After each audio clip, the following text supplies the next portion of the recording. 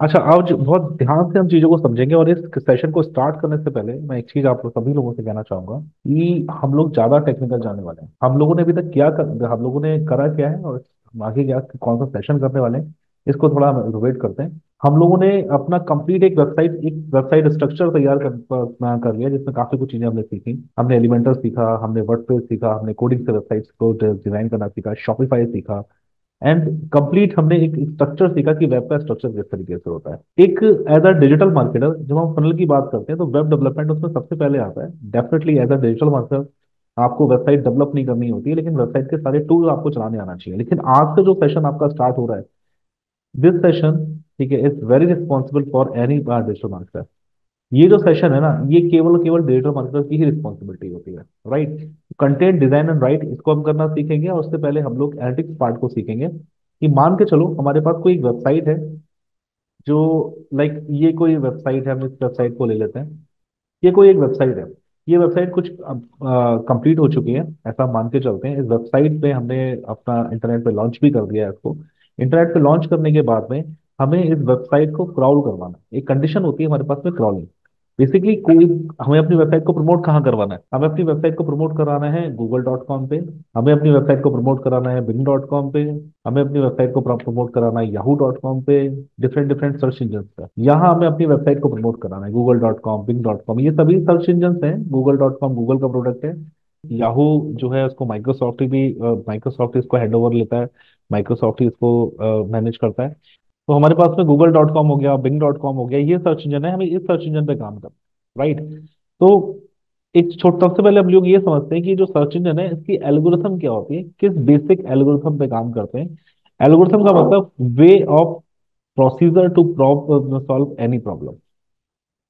किसी भी प्रॉब्लम को सॉल्व करने के लिए एक एल्गोरिथम की जरूरत पड़ती है। गूगल कौन सी प्रॉब्लम हमारी रिजॉल्व करता है? अगर हमें हमारे इंटरनेट पे मिलियंस और ट्रिलियंस वेबसाइट है, बहुत सारी वेबसाइट्स हैं, इतनी सारी वेबसाइट के एड्रेस को याद करना इम्पॉसिबल है। गूगल कहता है कि आप मेरे गूगल.com पे आओ, इस सर्च बार पे कोई कीवर्ड डालो, जैसे किसी ने डाला बाय शूज ऑनलाइन। गूगल क्या करेगा, कीवर्ड के अकॉर्डिंग आपको रिलेवेंट रिजल्ट देना शुरू कर देगा। और ये जो रिजल्ट होते हैं ये वन टू वन देना शुरू कर देता है और नीचे आके इंडेक्सिंग कर देता है। मतलब पहले पेज पे 10 रिजल्ट देगा, दूसरे पेज पे 10 देगा, फर्स्ट सेकंड थर्ड फोर्थ, इस तरीके से वो रिजल्ट आगे देता रहता है। राइट। अब गूगल कहता है कि इसके पीछे मेरी एल्गोरिथम काम करती है। अगर उस एल्गोरिथम को हम समझे तो उस एल्गोरिथम में बेसिकली दो पार्ट होते हैं। एक होता है हमारे पास में क्रॉलर और एक होता है हमारे पास में इंडेक्सर। गूगल गूगल के एक सर्च इंजन, किसी भी सर्च इंजन के अगर एल्गोरिथम में दो इंपॉर्टेंट पार्ट होते हैं, एक होता है क्रॉलर, एक होता है इंडेक्सर। अब ये क्रॉलर क्या करता है और इंडेक्सर क्या करता है, इस चीज को थोड़ा सा ध्यान से समझते हैं। बेसिकली जब भी कोई यूजर कीवर्ड डालता है, जैसे किसी ने डाला बाय शूज ऑनलाइन ऑनलाइन, तो क्रॉलर क्या करेगा, इंटरनेट से सर्चिंग करता है और उस कीवर्ड के मेन वर्ड्स को उठाता है, पिक करता है। उससे रिलेटेड जितनी भी वेबसाइट्स होती हैं, जितना भी कंटेंट होता है, उसको उठाकर एक बकेट में सेव कर लेता है। फॉर एग्जाम्पल, अगर किसी यूजर ने डाला बाय शूज ऑनलाइन, तो शूज से रिलेटेड जितना भी कंटेंट उसको मिलेगा, चाहे वो ऑनलाइन शूज हुआ, चाहे शूज मैन्युफैक्चरिंग कंपनी हुआ, चाहे शूज बाय हुआ, चाहे कंपैरिजन वेबसाइट ऑफ शूज हुआ, कुछ भी एनीथिंग, वो उठाएगा और एक बकेट में सेव कर लेगा। क्रॉलर जो सर्चिंग करता है वो इंटरनेट से सर्च करता है, मतलब जो भी कंटेंट पिक कर रहा है वो इंटरनेट से पिक कर रहा है। लेकिन इंडेक्सर कौन होता है? इंडेक्सर वो होता है जो क्रॉलर के पास जाता है और क्रॉलर से कहता है कि नहीं, यूजर ने क्या पुट करा हुआ है, बाय शूज ऑनलाइन, तो उस कीवर्ड को और स्पेसिफिक करो, ठीक है, और यूजर को एग्जैक्ट जो चाहिए उसमें से डेटा फिल्टर करके मेरे को दे दो। तो क्रॉलर इंटरनेट से सर्चिंग करता है, बट इंडेक्सर किससे सर्चिंग करता है? क्रॉलर के जो रिजल्ट्स होते हैं उनसे सर्चिंग करके रिजल्ट दिखा रहा होता है। Online bye shoes, shoes store, इसमें कोई भी शूज मैन्युफैक्चरिंग की वेबसाइट्स नहीं आने वाली। तो ये काम किसका होता है? इंडेक्सर का होता है।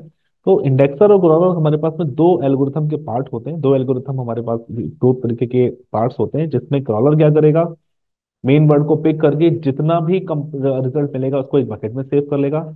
इंडेक्सर क्रॉलर के पास जाएगा और उससे जो कीवर्ड होगा, एग्जैक्ट कीवर्ड होगा, रिक्वायरमेंट होगी यूजर की, उसके अकॉर्डिंग फिल्टर करके यूजर को रिजल्ट दिखा देगा।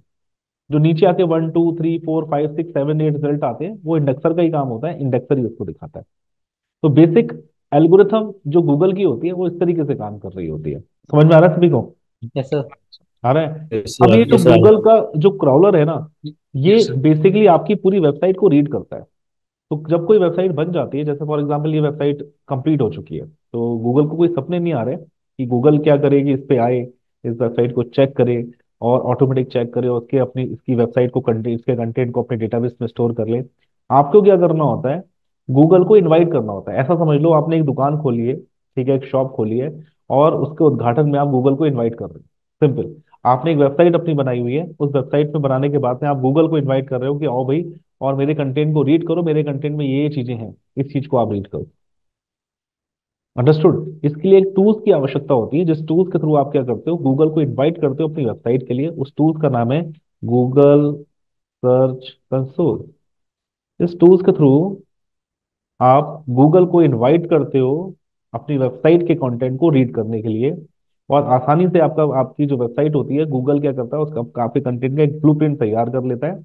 और जैसे जैसे आप कीवर्ड पे उसको प्रमोट करते हो, गूगल भी उसको प्रमोट करना शुरू कर देता है, गूगल सर्च कंसोल। लेकिन ये केवल और केवल किसके लिए है, गूगल के लिए, google.com के लिए, राइट, google.com सर्च इंजन के लिए।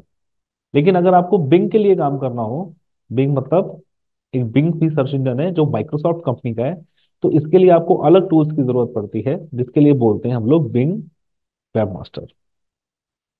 ये भी यही काम करता है, बिंग वेबमास्टर भी यही काम करता है।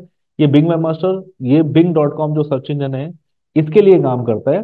और आपकी वेबसाइट पर जो भी कंटेंट कर पड़ा होता है उसको क्रॉल करके किसको देता है, बिंग को देता है, ताकि बिंग पे आपकी वेबसाइट प्रमोट हो पाए। क्योंकि दोनों ही कंपनी अलग अलग है, दोनों ही टूल्स अलग अलग हैं, इसीलिए दोनों के कंसोल भी अलग अलग है जहां से आपको क्रॉलिंग करवानी है। अंडरस्टूड। समझ में आ रहा है? जैसे सर। Right. तो आज हम लोग यही सीखेंगे कि गूगल सर्च कंसोल को किस तरीके से आप अपनी सही वेबसाइट। है बिंग वाला। बिंग.com माइक्रोसॉफ्ट का टूल है, मतलब आपने कभी इसको यूज नहीं करा होगा, लेकिन अगर आप कभी भी देखोगे ना, चाहे माइक्रोसॉफ्ट सर्विस यूज करो, तो बाय डिफॉल्ट बिंग.com ही आता है। ये भी एक सर्च इंजन है। अगर इस सर्च इंजन पे आपको अपनी वेबसाइट प्रमोट करनी है, फर्स्ट सेकंड थर्ड फोर्थ किसी भी पेज पे प्रमोट करनी है, तो आपको अपनी वेबसाइट क्रॉल भी करानी होगी बिंग.com पे। उसके लिए आपने जैसे गूगल सर्च कंसोल यूज किया था, आप बिंग के लिए यूज करोगे Bing webmaster tool. Okay sir. अब ये जो बिंग वेबमास्टर टूल है, ठीक है, और गूगल सर्च कंसोल है, इन दोनों ही टूल्स को बोलते हैं हम लोग वेब मास्टर टूल बोला जाता है। तो अगर मैं इसकी डेफिनेशन की बात करूं, what is the Google search console? Google search console, by the help of the Google search console we can crawl our website on Google and index every pages. अब स्टेप बाय स्टेप सीखेंगे कि किस तरीके से इस tools को अपनी website पे इंटीग्रेट करते हैं, और इस टूल्स के थ्रू अपनी वेबसाइट को क्रॉल करवाते हैं फॉर गूगल। इसके लिए हम लोग स्टार्ट करते हैं, जो सबसे पहले हम लोग एक जीमेल आईडी यूज कर लेते हैं। जिस जीमेल आईडी से हमें कनेक्ट करना होता है अपने इस टूल को, मान के चलो मैं एक अपनी जीमेल आईडी ले लेता हूँ। देख, ये एक जीमेल आईडी है, globvishal@gmail.com। इस जीमेल आईडी से हम अपने गूगल सर्च कंसोल पे क्लिक करते हैं और इसको स्टार्ट नाउ करते हैं। सेम ये आईडी से, इसी आईडी से हमने गूगल सर्च कंसोल के डैशबोर्ड को स्टार्ट करा। अभी देखो बहुत सारी साइट्स हमारे पास ऑटोमेटिक इंटीग्रेट है। मैं अभी एक साइट तो मैं इंटीग्रेट करके दिखा रहा हूँ, अनुष्का शुक्ला डॉट शॉप वाली। ये ऑटोमेटिक मैंने पहले भी इंटीग्रेट करी थी, अभी मैं पहले इसको रिमूव कर देता हूँ। ये प्रॉपर्टी है, इसको रिमूव करने के लिए हम लोग कहाँ चले जाते हैं। सो सबसे पहले हम लोग क्या करते हैं, अपनी कोई एक वेबसाइट ले लेते हैं। ठीक है, ये हमारी कोई वेबसाइट है, Anushka Shukla dot shop, normal सी एक वेबसाइट है। ठीक है, ये किसी बच्चे की मैं वेबसाइट उठा लेता हूँ। अब इस वेबसाइट पे हमने काफी पेजेस होंगे, इसमें अबाउट अस भी होगा, ठीक है, बास्केट भी होगा, चेकआउट भी होगा, कॉन्टेक्ट अस भी होगा। इस वेबसाइट में काफी कुछ कंटेंट होगा हमारा। तो सबसे पहले हम लोग क्या करते हैं, तो ये हमारे पास वेबसाइट है। इस वेबसाइट पे हमें सबसे पहले अपना एक टूल स्टैब्लिश करना है, जिस टूल का नाम है हमारे पास में Google search console. Google search console को जब आपका इस तरीके का डैशबोर्ड आएगा ना, उस डैशबोर्ड पे जब आप यहाँ से आप ऐड प्रॉपर्टी करोगे, तो इस तरीके की आपको प्रॉपर्टी दिखेगी। इस गूगल सर्च कंसोल से अगर आपको अपनी वर्डप्रेस की वेबसाइट को ऐड करना है, तो आपको करना क्या पड़ेगा, सबसे पहले आपको अपनी वेबसाइट पे जाना होगा, और वेबसाइट पे जाने के बाद आपको डैशबोर्ड में जाना होगा। डैशबोर्ड में जाने के बाद एक प्लगइन आपको ऐड करना होगा। ये गूगल का ऑफिशियल प्लगइन है, इस प्लगइन के थ्रू आप बहुत आसानी से अपनी वेबसाइट को ऐड कर सकते हैं। आपने इसको इंस्टॉल करा, सिंपल, और बाय गूगल देखो दिख रहा होगा, and then click on activate. Activate करा इसको। जैसे आप एक्टिवेट करोगे, एक्टिवेट करने के बाद लेफ्ट हैंड साइड में जी साइड किट नाम का प्लगइन दिखना शुरू हो जाएगा। फिर डैशबोर्ड पे जाओगे, डैशबोर्ड पे जाने के बाद में अभी ये ऑटोमेटिक मेरी जीमेल आईडी को ले रहा है, क्योंकि मैंने पहले भी इसको कनेक्ट करा था। अभी मैं डिस्कनेक्ट कर देता हूँ उसको और फिर से कनेक्ट करके आपको दिखाता हूँ। अभी बिल्कुल इसको डिस्कनेक्ट कर देते हैं हम लोग। एक बहुत यूनिक चीज जो हमें सीखने वाली है वो हम सीखते हैं। हमने एक प्लगइन डाउनलोड करा, प्लगइन इंस्टॉल करा वर्डप्रेस में। अब इस प्लगइन को इंस्टॉल करने के बाद हमने एक ईमेल आईडी यूज करी थी, इसका नाम था हमारे पास में दिस globvishal@gmail.com, राइट। इसी जीमेल आईडी से हमने अपने गूगल सर्च कंसोल को लॉगिन किया था। ये ईमेल आईडी मेरे पास गूगल सर्च कंसोल में थी, दिस सिंपल। और इसी जीमेल आईडी से हम अपनी वेबसाइट के जो जी साइट किट है ना उसको लॉगिन करेंगे। Yes, sign in with Google करा, आपसे वो ईमेल आईडी पूछेगा। आपको वही ईमेल आईडी चूज करनी है जो आपने गूगल सर्च कंसोल में डाली है यहाँ पर। और आपने वही ईमेल आईडी चूज करनी है जो जिस ईमेल आईडी को आपने ओपन करके रखा हुआ है। आपने फॉर एग्जांपल यहाँ गए और जाने के बाद आपने ग्लोब विशाल इस ईमेल आईडी पे आपने क्लिक करा। क्लिक करने के बाद कंटिन्यू करा।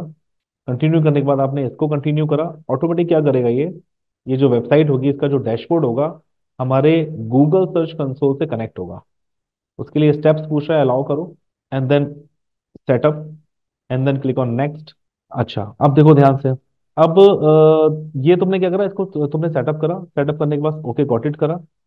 जैसे तुम गॉट इट करोगे, सेटिंग में जाओगे, तो तुम देखोगे कि जो तुम्हारा गूगल सर्च कंसोल है ऑटोमेटिक कनेक्ट हो गया होगा। अभी जब कनेक्टेड हो चुका है ना, तो तुम अपने इस यहाँ पर अभी तक जो तुम्हारे पास देखो कहीं भी अनुष्का शुक्ला .com करके कोई डोमेन नहीं आ रहा है। एक बार रिफ्रेश करो इस पेज को। जब रिफ्रेश करोगे तो 100% तुम्हारे पास में जो डोमेन देखो आ चुका होगा, अनुष्का शुक्ला .shop। इसकी प्रॉपर्टी प्रॉपर कनेक्ट हो चुकी होगी। बात समझ में आ रही है अच्छे से? यस सर, क्लियर हुआ। परफेक्ट। अब सर। एक बार जब गूगल सर्च कंसोल कनेक्ट हो जाता है तुम्हारे को, अपने तुम से कनेक्ट कर लेते हो अपनी गूगल आई अपनी वेबसाइट्स को, अपनी वेबसाइट को गूगल सर्च कंसोल से कनेक्ट कर लेते हो। अब उसके बाद बहुत आसान होता है तुम्हें अपनी वेबसाइट का साइट मैप सबमिट करना। अपनी वेबसाइट को क्रॉल कराना। कैसे क्रॉल करा सकते हो? मान के चलो अनुष्का शुक्ला .com का .shop करके तुम्हारी वेबसाइट है। इस पे मल्टीपल पेजेस हैं, काफी पेजेस हैं। तुम क्या चाहते हो, इस वेबसाइट को क्रॉल कराना चाहते हो एक साथ। ये एक्टिविटी वन टाइम होने वाली है, ये ध्यान रखना। इसको मल्टीपल टाइम नहीं करते, इसको केवल एक बार करते हैं जब वेबसाइट मार्केट में लॉन्च करते हैं। अंडरस्टूड? क्योंकि तुम्हें एक साथ पूरी वेबसाइट को तुम्हें क्या कराना है, क्रॉल कराना है। उसके लिए तुम क्या करोगे, एक फाइल बनाओगे और उस फाइल में अपने जितने भी यूआरएल्स होंगे सारे यूआरएल्स को रखोगे। और उस फाइल का नाम होगा एक्सएमएल फाइल। और उसी एक्सएमएल फाइल को इस एक्सएमएल फाइल को बोला जाता है साइट मैप। और इसी साइट मैप को क्या कर, साइट मैप का मतलब जितनी भी वेबसाइट में लिंक हैं, 1 2 3 4 10 15 20 50 जितने भी वेबसाइट के लिंक हैं, सारे लिंक उस फाइल में पड़े होंगे। और उस फाइल को गूगल सर्च कंसोल में सबमिट कर दिया जाएगा। कहाँ सबमिट करा जाएगा? यहाँ सबमिट कर दिया जाएगा, साइट मैप में। तो सबसे पहले तुम्हें एक फाइल बनाना आना चाहिए। साइट मैप फाइल कैसे बनाई जाती है? साइट मैप फाइल बनाने के लिए, अगर आपको साइट मैप फाइल बनानी है तो उसके उसके लिए बेसिकली दो तरीके हैं। एक तो तरीका है प्लगइन के थ्रू, आप प्लगइन के थ्रू बना सकते हो। दूसरा तरीका क्या है, मैनुअल भी है। कि आपने एक टूल मैं आपको बता रहा हूँ, उस टूल का नाम है साइट मैप जनरेटर। इस टूल के थ्रू आप क्या करोगे, बहुत आसानी से कोई भी फाइल, आप एक्सएमएल फाइल क्रिएट कर सकते हो।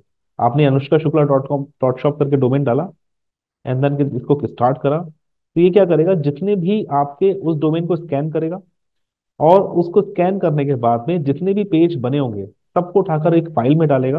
और उस फाइल का नाम होगा साइट मैप डॉट एक्सएमएल। देखो कैसा है। ठीक। व्यू साइट मैप करते हैं। व्यू साइट मैप करने के बाद download your XML site map करते हैं। डाउनलोड करने के बाद ये जो साइट मैप है ना, डाउनलोड हो जाएगा आपके सिस्टम पर। यहाँ सिस्टम पे डाउनलोड हो गया। एक बार इसको अगर नोटपैड प्लस प्लस में ओपन करके देखते हैं हम इसको, तो आप देखोगे कि बहुत सारे डोमेन, जैसे ये आपका होम होम पेज है, ये आपका अबाउट अस पेज है, कॉन्टेक्ट अस पेज है, होम पेज, ये वाला सर्विस पेज है, साइट में सारे जितने भी यूआरएल होंगे ना, सारे यूआरएल आपके पास में आ चुके होंगे। और जब मैंने कोडिंग सिखाई थी तो मैंने ये सिखाया था कि जो टैग ओपन होता है वो टैग बंद भी होता है। तो अगर मुझे सपोज करो ये टैग हटा दूंगा तो ये यूआरएल पूरा हट जाएगा और ये गूगल इसको ट्रैक भी नहीं करेगा। बस मुझे सबमिट करना है और अपने डोमेन में इसको डालना है। एक तरीका तो ये है। लेकिन इसके लिए मुझे कोडिंग थोड़ी बहुत आनी चाहिए। अगर कोडिंग नहीं आती तो थोड़ी बहुत प्रॉब्लम है। इसकी अगर कोडिंग नहीं आती तो वर्डप्रेस क्या कहता है, आपको एक बाई डिफॉल्ट एक प्लगइन देता है जिसका नाम है, इस प्लगइन पे जाओगे आप, ऐड न्यू प्लगइन करोगे। ऐड न्यू प्लगइन पे जाओ और हम एक प्लगइन ऐड करते हैं इसमें जिसका नाम है रोबोट। और बीओटी रोबोट। जैसे आप रोबोट लिखोगे तो एक रोबोट डॉट टीएक्सटी एक फाइल होती है, इसका एक प्लगइन भी आता है। इसको इंस्टॉल करोगे। जब इंस्टॉल हो जाएगा then click on activate. Activate करोगे।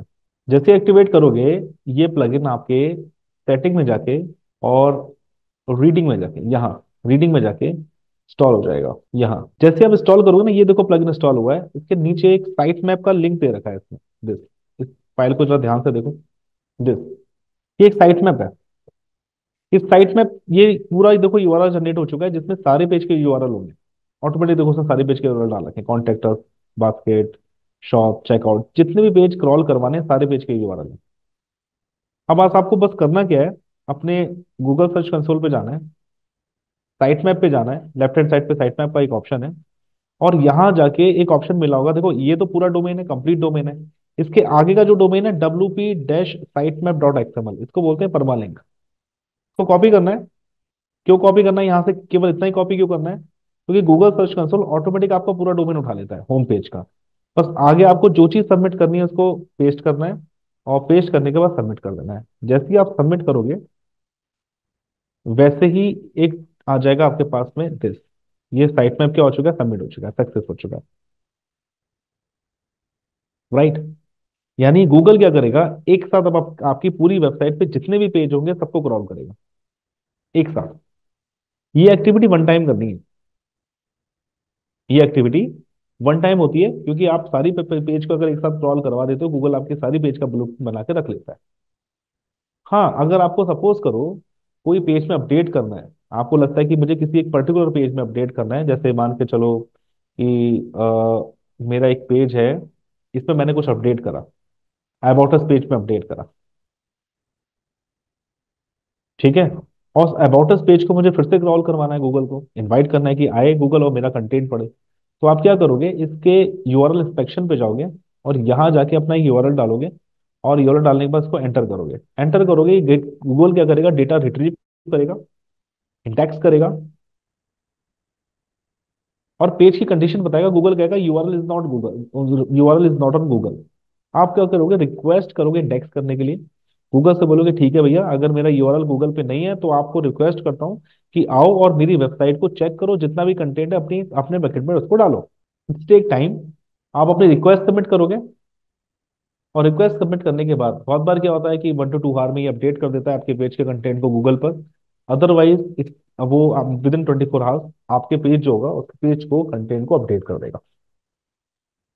ये सिंगल पेज को क्रॉल कराने के लिए कंडीशन है, कि सिंगल पेज को अगर आपको क्रॉल कराना है तो यूआरएल इंस्पेक्शन का यूज करते हैं, और कंप्लीट पेज को अगर क्रॉल कराना है तो साइट मैप का यूज करते हैं। Right. Indexing request has been submitted. Got it करो। ये सबमिट हो चुकी है, विद इन 24 to 48 आपकी यूआरएल गूगल पे आ जाएगा। बात समझ में आ रही है। इस पूरे गूगल सर्च कंसोल का बेनिफिट यही है कि आपको अपनी वेबसाइट पे अगर आप कोई भी कंटेंट अपडेट करते हो तो गूगल को भी अपडेट करना, गूगल सर्च कंसोल पे भी, गूगल पे भी अपडेट करना पड़ेगा, गूगल को भी आपको अपडेट करना पड़ेगा। उसके लिए गूगल सर्च कंसोल की के थ्रू आप क्या करते हो, अपनी वेबसाइट को अपडेट करते हो गूगल पे। बाकी नेक्स्ट क्लास में करेंगे कैसे आप बहुत बार कंटेंट हम रिमूव करते हैं, कंटेंट जो बेकार हो जाता है उसको कैसे रिमूव करते हैं। ये सारे हम एक एक करके एक्सपेक्शन सीखेंगे कि ये परफॉर्मेंस कैसे मेजर करते हैं। Thank you so much guys, next class में मिलते हैं। Thank you sir. Thank you.